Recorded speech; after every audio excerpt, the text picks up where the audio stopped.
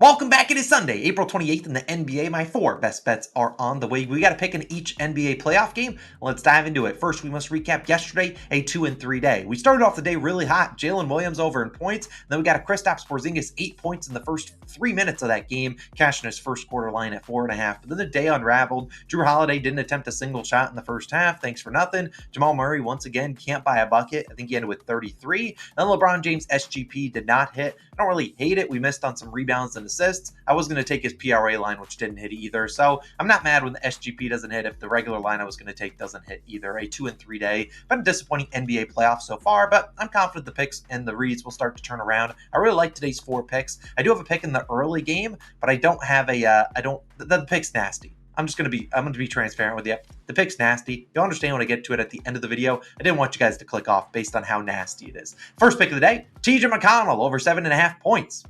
No, I'm just kidding. I'm not betting on that rat again. But when he scores 15 points today, you don't have to at me on Twitter or in the comments. Just know I will be punching something in my house. But first pick of the day, we're actually going to the Clippers versus Mavericks game. I'm going to Paul George over 28.5 PRAs, points, rebounds, and assists, minus 118 on DraftKings. Now, when I record this, Kawhi Leonard is playing. But is he confident that we're playing? Is he playing? I don't know. They barely played him last game. He does not look healthy or 100%. If he doesn't play, this line obviously will shoot up for PG. And at that point, you guys make your own judgment. But I like it at 28.5 here. Now, so far in this series, we've seen PG not play his best. 31, 28, and then 17 PRAs, playing 38, 37, in 30 minutes. He struggled with foul trouble last game, I think 5 fouls, and also he shot 27%. You're not going to hit an over shooting 27%. That's my bold tip of the day. But no, at the end of the day, I really think he's going to play a lot better today, and he's going to play a lot of minutes. Obviously, Kawhi Leonard, his health status is a big thing to monitor, but I expect him to play. But will he play a lot of minutes? I don't know. Last game, they barely played him. But coming into this game, you don't really want to go down 3-1 in this series. So I like PG to step up and play a lot of minutes tonight. This season, we've seen his averages, 22.5 points per game, a little over 5 rebounds per game, and 3.5 assists per game. Good for 31.3 PRAs in 33 minutes. As I said, I wouldn't be shocked if he approached 40 minutes today. He played 37 and 38 in the first 2 games of the series, and I expect him to play a lot tonight on the road. PG has historically actually been a really good guy at stepping up in the playoffs, so I like him to play pretty well tonight. I'm honestly not mad if PJ Washington plays if Kawhi Leonard plays, because PJ Washington will go out and guard him. If PJ's been a pretty good defender since the Dallas Mavericks acquired him, at the end of the day, I just think PG plays a lot, shoots a lot. This is a guy that's been really consistent. He's over in 11 of his last 15 games when he plays 35 or more minutes, and the three of his 4 misses, he ended with 27, 28, and 28. So he's gotten really up close to that line. I think he plays much better after a just disaster of a game for the Clippers and for himself. I like PG to fill up the stat sheet. You can take his regular over in points at 20.5. Honestly, I wouldn't be surprised if he scored 25 or 30 points today. I think the Clippers need to make this a faster-paced game, because if they play slow and just let Luka pick them apart, not a good recipe for success. I like the Clippers. I like Paul George today over in PRAs. Second pick, we're going to go to the Bucks versus Pacers game. This is a tricky one, but I really like this guy to step up in the absence of probably 2 of his star teammates, and that's Brook Lopez, over 14.5 points, minus 118 on DraftKings. Obviously, almost every single book will have a 15-plus points line, so you should be able to tail this regardless. Now, this line could go up or down depending on how the day goes on, because as I record this, Damian Lillard and Giannis Antetokounmpo both doubtful to play. Could one of them come back here? Yeah. And would I love this pick as much? Probably not, but I still think Brook Lopez has been able to do and hit this over in points before this series, and I think this is a solid spot to back him. Now, obviously, if they don't play, someone's going to have to step up, and I honestly think it could be Brook Lopez. Now, you look at Brook's only game without Damian Lillard and Giannis this season. He scored 18 points, shot 7 of 14 field goal attempts in only 23 minutes. It was the second to last regular season game, so they didn't really play him a lot of minutes. They were getting smoked by the Thunder, too. But in this game, what the Pacers give up a lot of inside points. And the guys that are going to fill in the minutes for Damian Lillard and Giannis are guys that are really low usage. And we've seen so far in the series, Lopez has scored 11, 22, and 14 points. So did end on the hook in the last game, 10, 13, and 12 field goal attempts. And this season, when he's attempted 12 or more field goal attempts, in 22 games, he's over this line in 77% of them, averaging 19 points per game. Last game, he didn't even make a single three-pointer, which is honestly what all of Brook Lopez typically has been doing for the Bucks this season, is shooting threes. But instead, it was a lot of rolling to the hoop. He was getting a lot of pocket passes, and he's just going in there. He missed a couple layups in there, but I really think this is just the spot where, let's say Damian Lillard and Giannis don't play. Like I said, both doubtful. You're going to get Chris Middleton, who just dropped the 42 piece on him. Well, I don't think they're going to give Chris Middleton a ton of open looks. When they're going to set screens with Brook Lopez, it's going to be a lot of pocket passes down low. Brook's going to drive in. He's good at doing some Euro steps, getting around a guy, trying to take a charge and laying it in. Miles Turner's obviously going to be trying to chase down, block him. But look, Brook Lopez is really talented. If you remember Brook Lopez in his career prior to the Bucks, a really good post scorer. Would not surprise me if the Bucks try to slow this game down, try to force the ball into Brook Lopez down below in the post, and I could see him honestly cooking Miles Turner. Brook Lopez is a really talented scorer at multi-level. He could do it from the three-point line, but also inside the arc. Bobby Portis, a guy that just really struggled this series. And then the guys coming off the bench to replace probably Damian Lillard's minutes. We're talking Malik Beasley, Andre Jackson, AJ Green, Pat Connaughton, all guys that rely on three-pointers, which is what the Pacers are really good at taking away. So I wouldn't be shocked if we see a blast from the past from a guy like Brook Lopez today. I really think this line's too low for him if Dame and Giannis sit. If either of them play, we're in a tougher spot, but I think he gets some more open looks there. I really think he approaches 15 shots tonight. So Brook Lopez, we need a big game out of you, just like the Bucks need a big game out of you. Give me your over 14.5 points. Third pick of the day, we're going to a guy that, well, his season could be over tonight.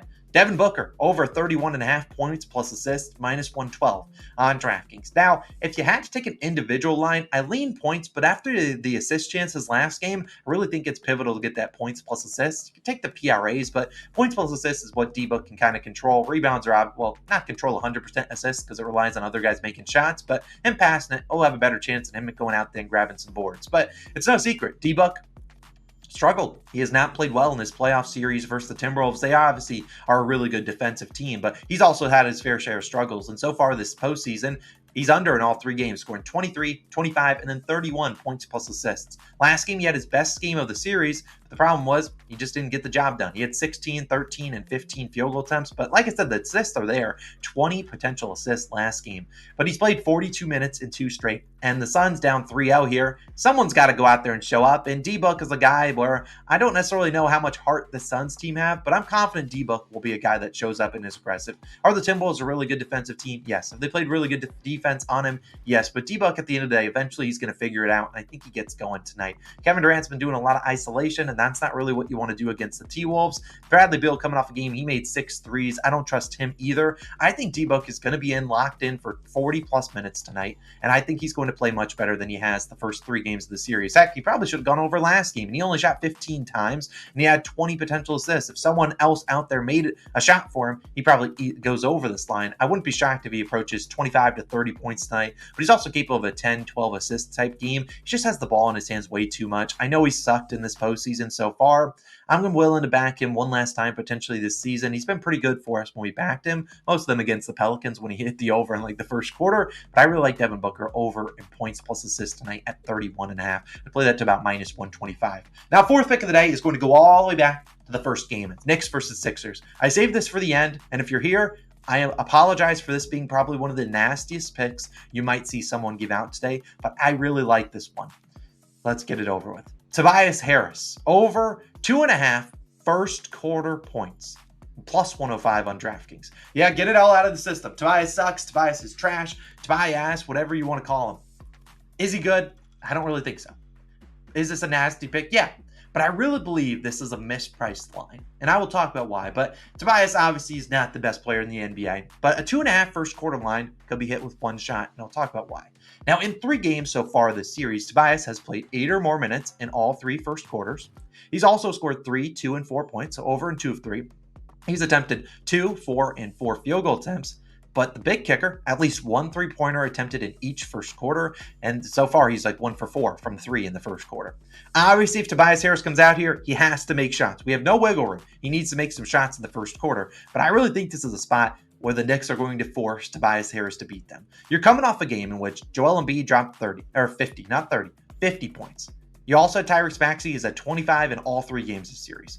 So when I think about how this could play out, let's say first possession, Maxey, Embiid, set a screen, pick and pop. You got Embiid. He gets doubled. He's like, oh no, who to pass it to? Sorry, Tyrese Maxey's got a guy on him. Ooh, Kyle Lowry's open. Boom. Kick it to Kyle Lowry. And he's like, well, sorry, here comes a closeout defender. Let me kick it to the corner. Who's there?